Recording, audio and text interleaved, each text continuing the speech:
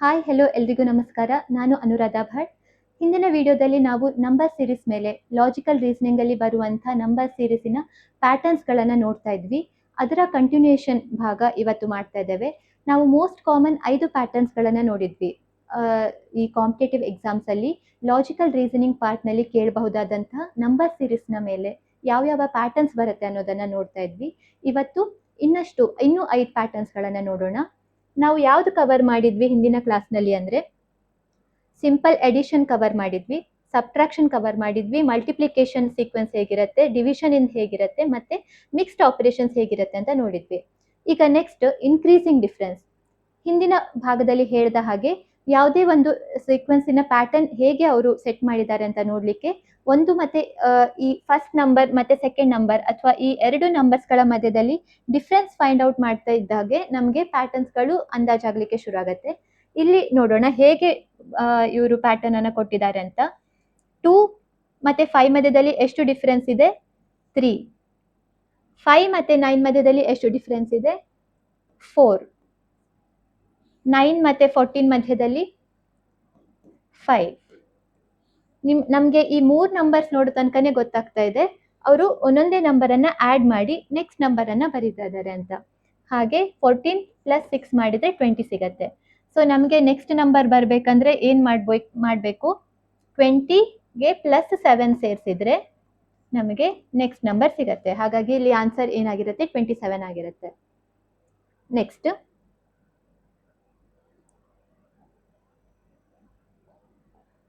Decreasing difference. ಈಗ ಹಿಂದಿನ ಪ್ರಾಬ್ಲಮಲ್ಲಿ difference +1 ಆಗಿ ಅಂದರೆ ಒಂದೊಂದಾಗಿ ಜಾಸ್ತಿ ಆಗ್ತಾ ಇತ್ತು.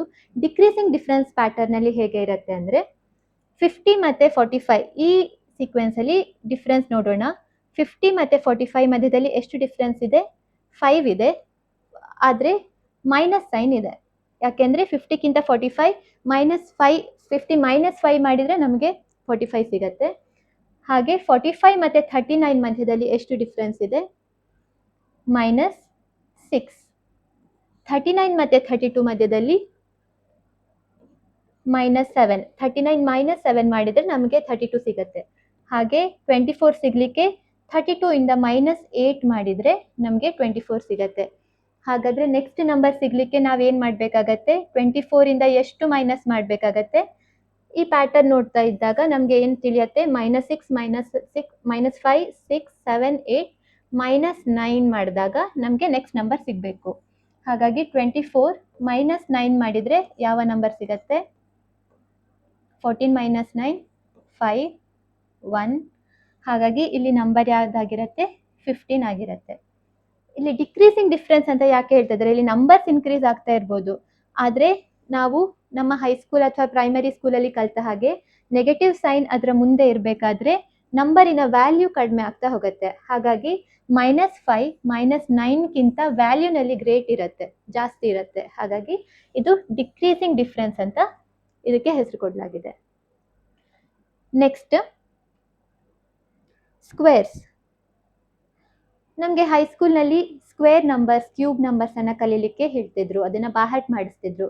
ಆ ನಂಬರ್ಸ್ ಮೇಲೇ ಸೀಕ್ವೆನ್ಸನ್ನು ಕೊಡ್ಬೋದು ನಂಬರ್ ಸೀರೀಸಲ್ಲಿ. 1 ಸ್ಕ್ವೇರ್ ಎಷ್ಟು? 1. 2 ಸ್ಕ್ವೇರ್ ಎಷ್ಟು? 4.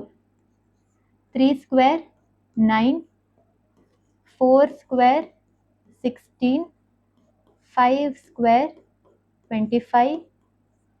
6 ಸ್ಕ್ವೇರ್ 36. ಹೀಗೆ ನಮಗೆ 1ರಿಂದ 20 ತನಕ ಸ್ಕ್ವೇರ್ ನಂಬರ್ಸ್ ನೆನಪಿದ್ರೆ ನಮಗೆ ಈ ಥರ ಕ್ವಶನ್ಸನ್ನು ಸಾಲ್ವ್ ಮಾಡಲಿಕ್ಕೆ ಈಸಿ ಆಗುತ್ತೆ. ಡೈರೆಕ್ಟ್ ಇದೇ ಕ್ವಶನ್ಸ್ ಕೊಡ್ತಾರೆ ಅಂತ ಹೇಳಲಿಕ್ಕೆ ಆಗದಿದ್ರು ಮಿಕ್ಸ್ಡ್ ಆಪರೇಷನ್ಸ್, ಒಂದು ವೇಳೆ ಸ್ಕ್ವೇರ್ ರೂಟ್ಸ್ ಜೊತೆ ಬೇರೆ ಯಾವುದಾದ್ರೂ ಆಪರೇಷನ್, ಅಡಿಷನ್ ಇರಲಿ, ಸಬ್ಟ್ರಾಕ್ಷನ್ ಇರಲಿ, ಈ ಥರ ಪ್ರಾಬ್ಲಮ್ಸನ್ನು ಕೊಟ್ಟಾಗ ನಮಗೆ ಫೈಂಡ್ ಔಟ್ ಮಾಡಲಿಕ್ಕೆ ಸುಲಭ ಆಗುತ್ತೆ. ಇಲ್ಲಿ 25 ಅಂದರೆ 5 ಸ್ಕ್ವೇರ್ ತನಕ ಕೊಟ್ಟಿದ್ದಾರೆ. ಸೊ 6 ಸ್ಕ್ವೇರ್ ಎಷ್ಟಾಗತ್ತೆ? 36. ಇಲ್ಲಿ ಆನ್ಸರ್ ಏನಾಗಿರುತ್ತೆ? 36. ನೆಕ್ಸ್ಟ್ ನೋಡೋಣ ಕ್ಯೂಬ್ಸ್. ಆಗಲೇ ಹೇಳಿದ ಹಾಗೆ ಸ್ಕ್ವೇರ್ ನಂಬರ್ಸ್ ಥರನೇ ಕ್ಯೂಬ್ ನಂಬರ್ಸ್ ಇರುತ್ತೆ. 1 ಕ್ಯೂಬ್ 1 ಕ್ಯೂಬ್ನ ಅರ್ಥ ಏನು? 1 × 1 × 1. ಹಾಗೆ 2 ಕ್ಯೂಬ್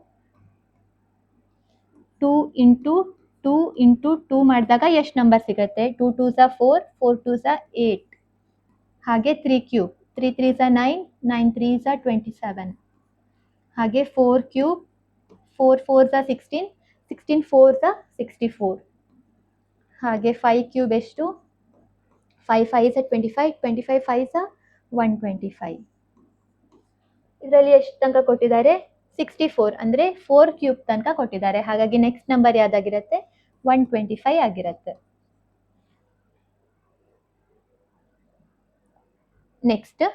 ನೆಕ್ಸ್ಟ್ ಇವತ್ತಿನ ವಿಡಿಯೋದ ಲಾಸ್ಟ್ ಪ್ಯಾಟರ್ನ್ ಅನ್ನ ನೋಡೋಣ.